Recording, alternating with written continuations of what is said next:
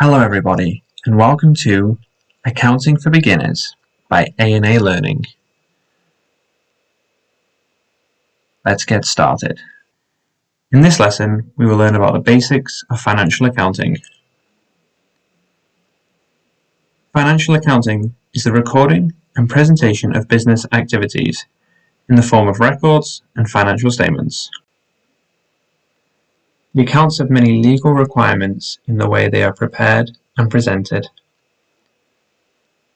There are 5 areas of the accounting system. These are source document, subsidiary books, double entry bookkeeping, trial balance, and finally, final accounts. We will go into more detail for each one, starting with source documents.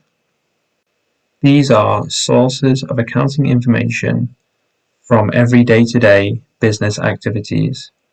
For example, invoices, cash receipts, till roll, and credit notes.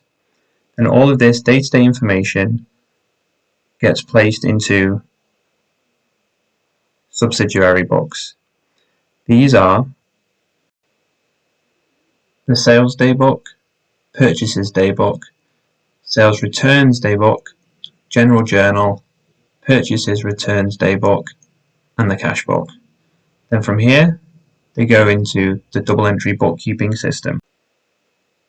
The day books get posted to the ledger accounts, which are sales ledger, purchases ledger, and the general ledger. This is when they are put into T accounts. Then, at the end of the year, the final balances of the ledger accounts get posted to the trial balance. The trial balance is a summary of all the balance of the accounts at the end of the accounting period. Then these figures go into the final accounts to create the profit and loss statement and the balance sheet. Now it is time to test what we have just learned. On the left, we have 3 accounting systems, and on the right, examples of those systems. Now pause the video and match them up. When you have done so, unpause the video for the answers. Now it is time for the answers. The general journal is a subsidiary book. This keeps a record of all non-regular transactions not recorded in the other subsidiary books. Check counterfoils is a source document, as it is information from bank transactions. Till rolls is also a source document, as it is a record of sales. The general ledger is part of the double entry bookkeeping system. It takes the remainder of the accounts, the other ledgers do not. Sales returns day book is a subsidiary book. It is a list of returned goods compiled from credit notes. And finally, the main cash book is a subsidiary book. This is a record of bank accounts and cash held. It is all compiled from receipts, paying in slips, and till rolls. We now move on to final accounts. This is split into 2 parts, the statement of profit and loss and the balance sheet. The statement of profit and loss is the business's income minus the expenses, which gives you the net profit for the year. Here is an example of how a statement of profit and loss is set out. We will come back and look at this in more detail in future lessons. Now, let's move on to the balance sheet. This is split into 3 parts: assets, liabilities, and capital. Assets are what the business owns. Liabilities is what the business owes. And capital is how the business has been financed. Now it is time for another test. Match up the assets and liabilities with the list below. Pause the video, and when you have finished, resume to check your answers.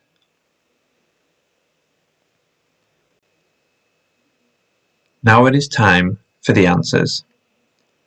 Bank overdraft is a type of liability, as the bank has lent us money on a short-term basis, meaning we owe the money back to the bank.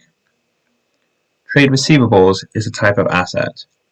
Trade receivables are goods we have sold on credit to a customer, meaning they owe us money for the sale. Bank is a type of asset, as the money being held by the bank is owed to us. A bank loan is a type of liability, as we need to pay the loan back in the future, meaning we owe the bank money. Inventory is an asset. This is also known as stock. Stock is items we own for resale in the future. Equipment is also an asset, as this is something the business owns. And finally, trade payables is stock we have bought on credit from suppliers and we owe them the money, making this a liability.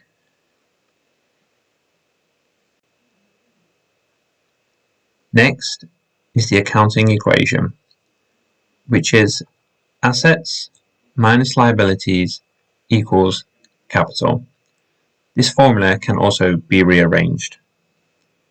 Now it is time for another test.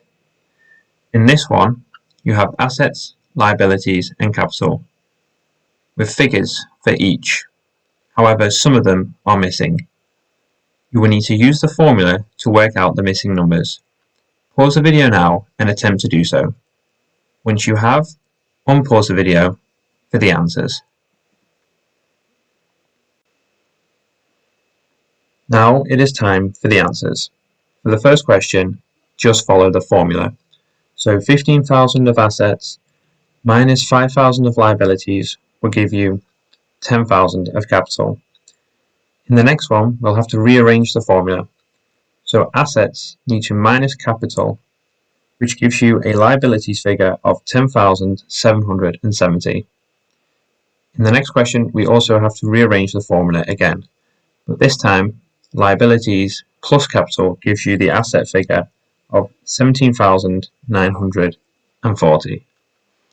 And then finally, for the final question, we rearrange the formula again, where assets minus capital gives you a liability figure of 3,490.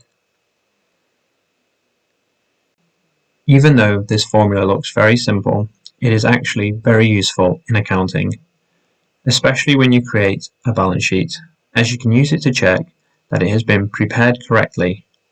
We will use this formula in later lessons when dealing with the balance sheet. And now it is time to look back on what we have learned in the lesson. We learned about the 5 types of the accounting system. Can you remember what they are? If not, don't worry. They were source document, subsidiary books, double entry bookkeeping, trial balance, and the final accounts. We learned what goes into each stage, then looked at what makes up final accounts. Then finally learned about the accounting equation and how it can be rearranged. In the next episode, we will look at double entry bookkeeping and T accounts. Thank you for watching, and if you have any questions, please leave them in the comment box below.